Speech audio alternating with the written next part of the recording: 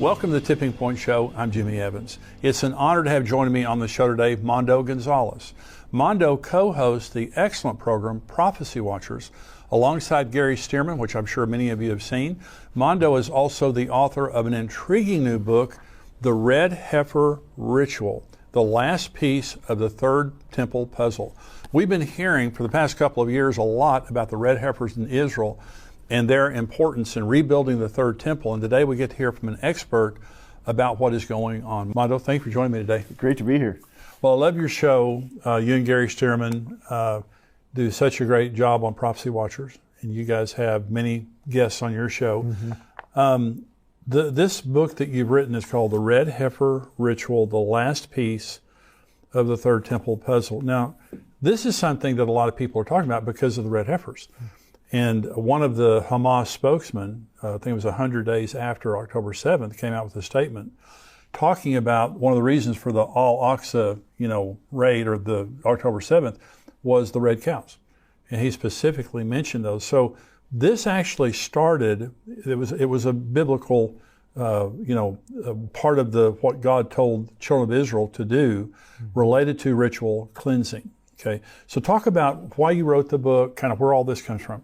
Yeah, it kind of became big news for, I guess I would say, the average Christian, because in September 15th of 2022, you have 5 cows showing up with big fanfare. I mean, the press is there in Tel Aviv, at the airport, even the Israeli government's there in some capacity. And so when that happened, I've been watching prophecy for 30 years, so I've been watching about the different red heifers and candidates, and they come and then they fade out because they become disqualified.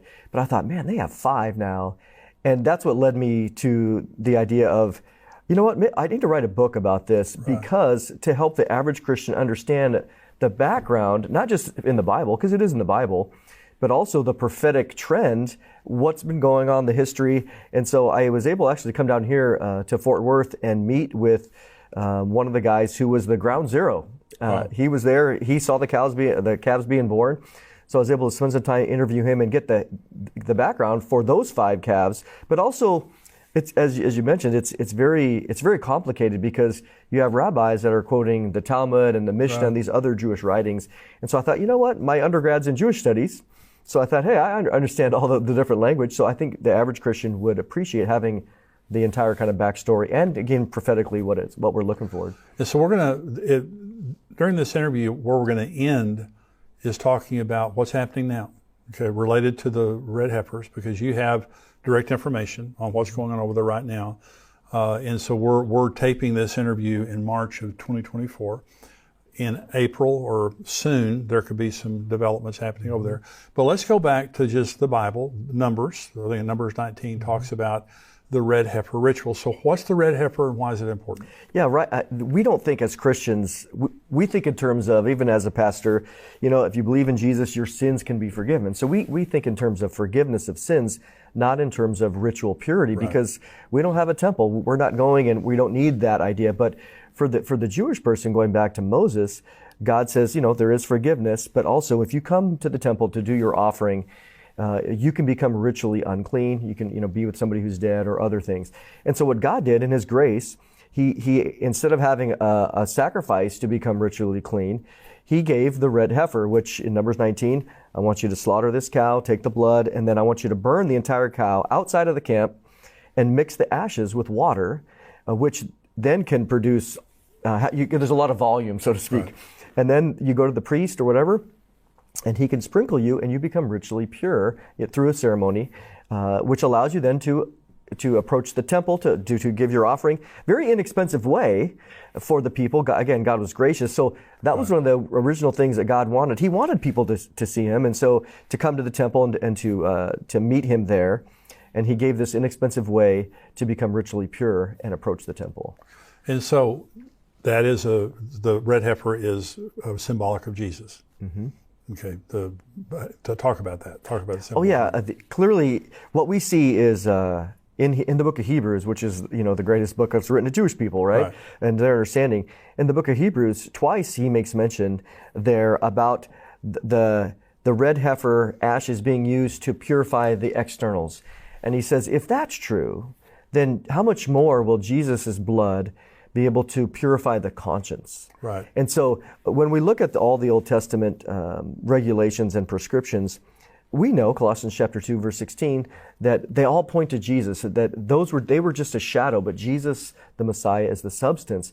And so the writer of the Hebrews is pointing to us and saying, even the red heifer, which is interesting, it's one of these very rare, one offering in all the 613 commandments, but pointing to Jesus. So one of the things that interested me, I was thinking about it one time about when the red heifers were being flown over to Israel, and I kept thinking, what's significant about it? But the other thing is they slaughtered it. This was not a polite sacrifice where they carved it up and separated everything. They took it outside the camp and they slaughtered it out there. So there's a push right now to rebuild the third temple. So what's the big deal about that? Why is that important? Well, what we know as prophecy teachers is that, Daniel, Jesus in Matthew 24, John in Revelation 11, and Paul in 2 Thessalonians 2 all describe that at least at the midpoint of the tribulation period, there's going to be a temple in existence. There's going to be sacrifices being offered, which again will be taken away. So we have 4 different witnesses that say the snapshot, there'll be a temple. And so we know that. But then what's interesting is prophecy teachers for decades, even before really the temple movement, even before Israel really was a nation, you had those that took the scripture literally that said, well, the Jews are going to be back and there's going to be a temple there. And you could see the commentaries, which was kind of fun to see. But because we know that, now people watch and say, well, what's the third temple movement? And then you see, of course, what 1948 with Israel, 1967 with Jerusalem. Immediately, the Temple Mount Faithful was a group that was organized by Gershon Solomon right at 67. Right. So he started it, it's been around, and it was like, we have the Temple Mount. Let's rebuild the temple. And of course, we know, even at Passover and other festivals throughout the last 2,000 years, what do they say? Next year in Jerusalem. Right. Next year in Jerusalem. Right. So this has been on the radar in the Jewish mind since 70 AD, but now to see that movement come to play is very powerful. And then the prerequisite, that's why I said the red heifer ritual is the final piece because of the third temple puzzle. They have everything else done. You can go to the Temple Institute. You can see all the things that they've done there. So what are they waiting for? Well, there's 2 things. They're waiting for the political government to allow it and the geopolitics to allow it. But the second thing is they've been waiting for the red heifer because they've been trying this for at least 35 years, looking for it, because they need the ashes to purify the people and to purify the area. Now, I'll say this. The temple could be built, but if the geopolitics were there, it can be built now. They just couldn't use it until the red heifer is done, which allows it to be purified. So in the Temple Institute, and we've both been there, we went on a tour of it, I believe it was November of 2022. And when you walk in and you begin the tour, they say these are not replicas. Mm-hmm. These are kosher, and all of these will be used in the third temple. They have all the garments, all of the instruments for sacrifice, and all things like that. The altars. They have the menorah standing in the Jewish quarter in Jerusalem. They have the cornerstone ready. I believe that's the Temple Mount Faithful.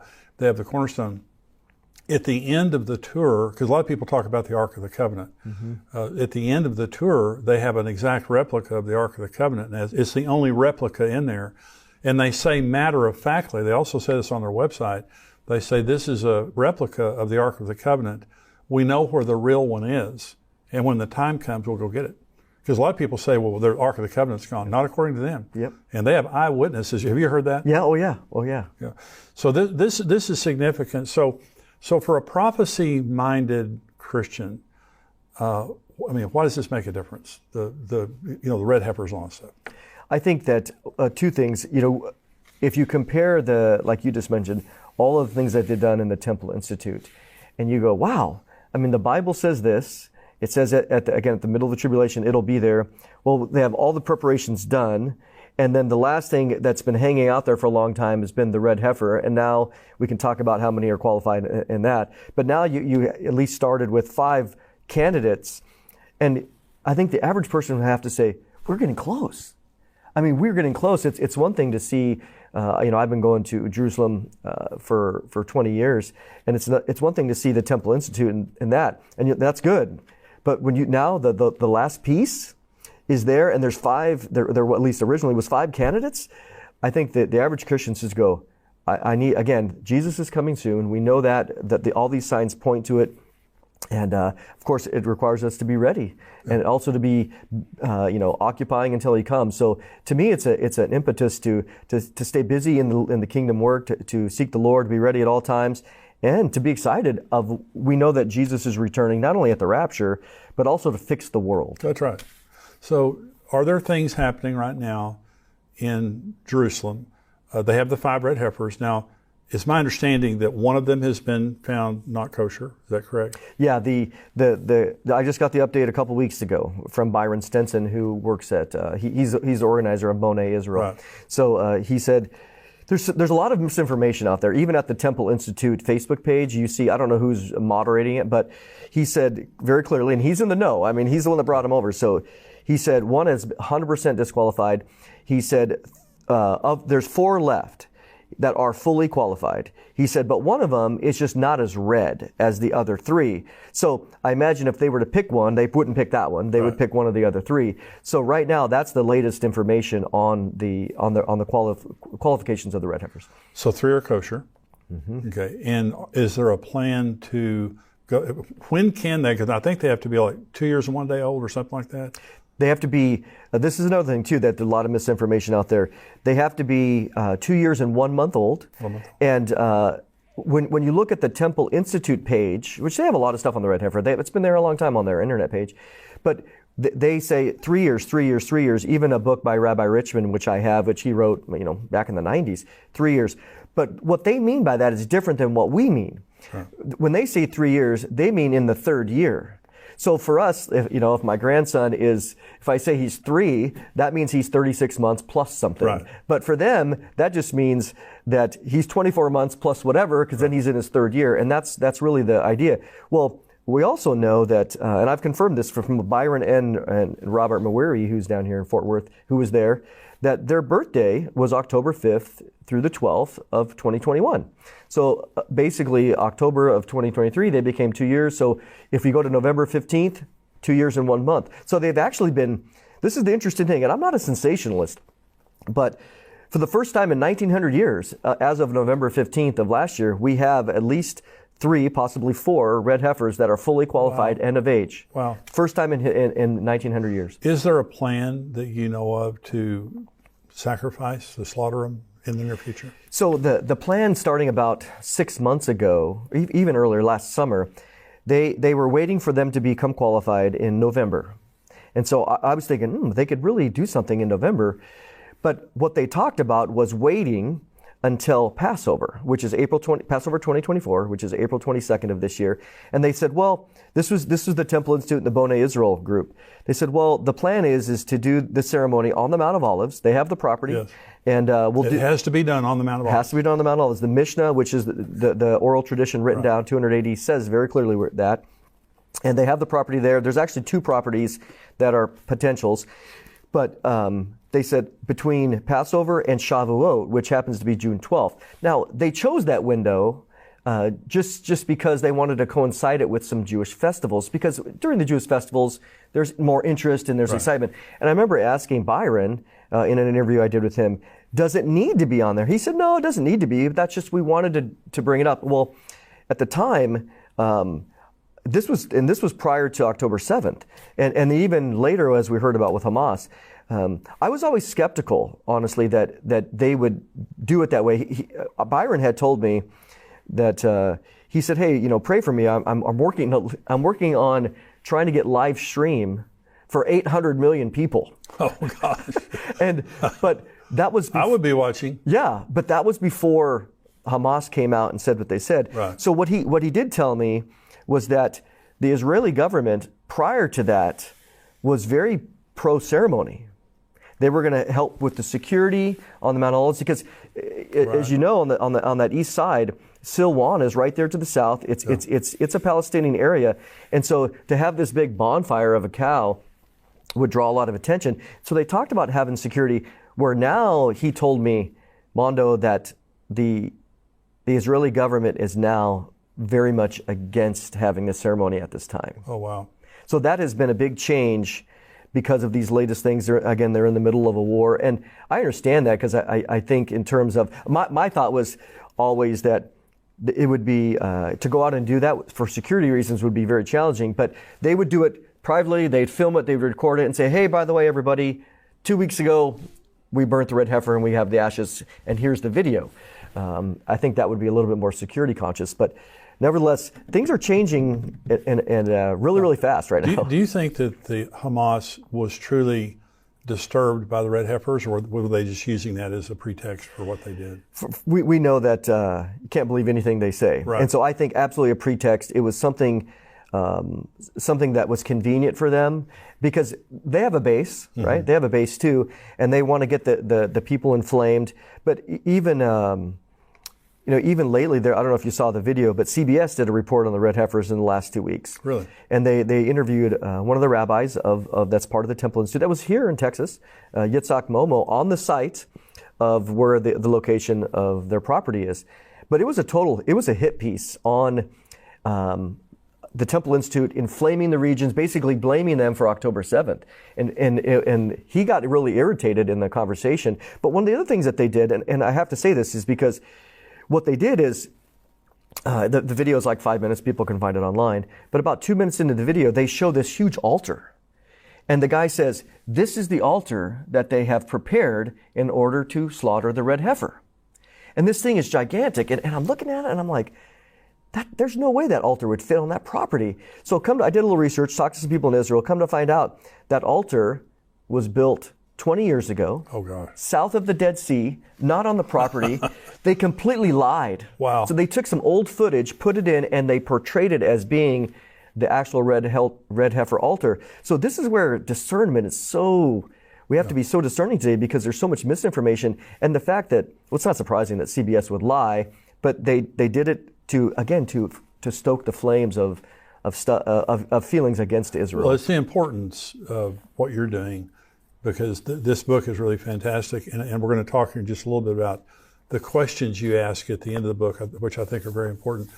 But you can trust Mondo and what he's saying, because again, you're talking to Byron Stinson, you're talking to the people that are in the know over there. This isn't secondhand. So in Revelation 11, John says, I was handed a rod and told to measure the temple, but not the outer court, because it had been given to the Gentiles to trample underfoot for 42 months. So there's going to be a rebuilt temple on the Temple Mount. And we know 2 Thessalonians 2 tells us that the Antichrist sits as God in the temple of God, proclaiming that he is God. So it's going to be rebuilt, but they cannot rebuild it without the ashes of the red heifer.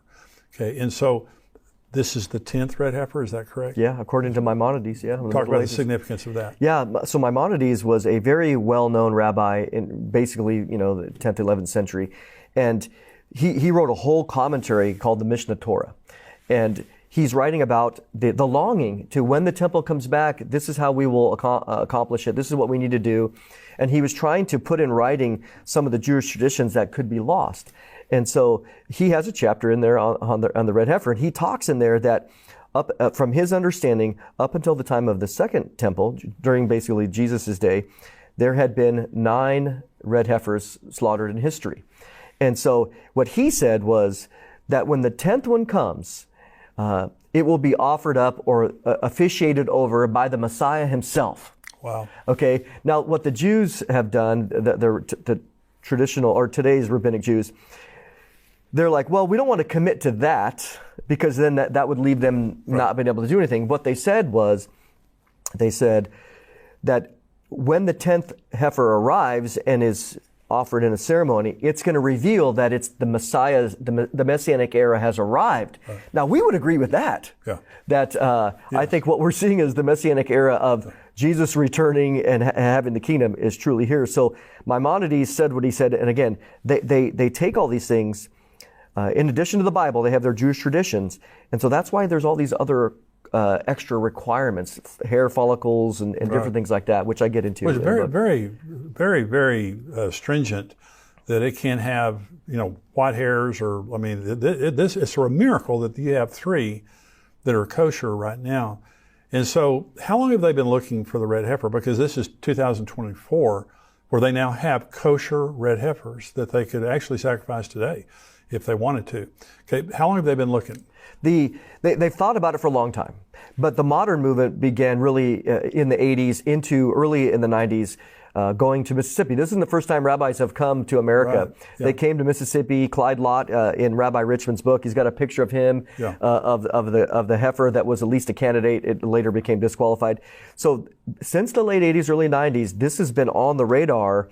And of course, there's been, again, I've been watching since 93, and there was one that shows up and then it disappears, another one that shows up and then it disappears. But this is different in that what people might not know is that in addition to these 5, there's 15 more, 18 more on the ranch that are all considered at least possibilities that they're watching. So the ranchers here in Texas, up in Rockwall and other places, this is their goal. I mean, they are breeding. Ty Davenport, he's well known for his ranch.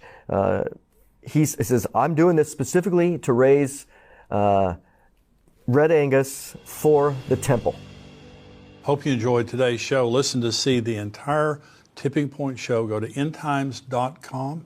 Become a subscriber for $7 a month. Love to have you as a subscriber, but I hope that this information has been helpful to you. And listen, you can give to us on endtimes.com. You can go and you can give a donation one time. You can give a recurring donation. We need your support to keep this ministry going and to reach out to as many people as we possibly can. First of all, to lead them to Jesus Christ, but also to give comfort and encouragement to people in the very difficult times that we're living in. People need biblical truth and Bible prophecy to help them to contextualize the things that are happening in the world. The world's crazy right now, but the Bible tells us exactly what to expect, and that's comforting because Jesus Christ is coming. Thank you for joining me today. Go to endtimes.com.